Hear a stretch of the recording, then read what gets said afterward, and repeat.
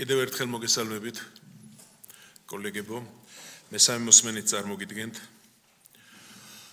იგივე კანონ პროექტებს, რომელიც დილაზე განვიხილეთ. ეს არის საგადასახადო კოდექსში ცვლილება და საავტომობილო ტრანსპორტის შესახებ საქართველოს კანონში ცვლილების შეტანის შესახებ. პირველ საკითხთან დაკავშირებით საქართველოს საგადასახადო კოდექსთან დაკავშირებით ხო არ არის რაიმე ცვლილება, ბატონო ერები? საქართველოს პარლამენტის აპარატის იურიდიულ დეპარტამენტის შენიშვნებიდან გამომდინარე, კანონპროექტი რედაქციულად გასწორდა მხოლოდ და მხოლოდ. კი ბატონო, დავაყენებ კენჭისყრაზე ვინ არის მომხრე? კი ბატონო. და მეორე საავტომობილო ტრანსპორტის შესახებ საქართველოს კანონში ცვლილების შეტანის თაობაზე. არ არის რედაქციული ხასიათის ცვლილება. არ ყოფილა, ხო? არა.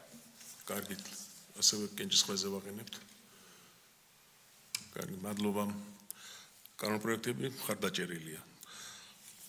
ამით საკითხები ამოწურულია, მადლობთ ყველას მობრძანებისათვის.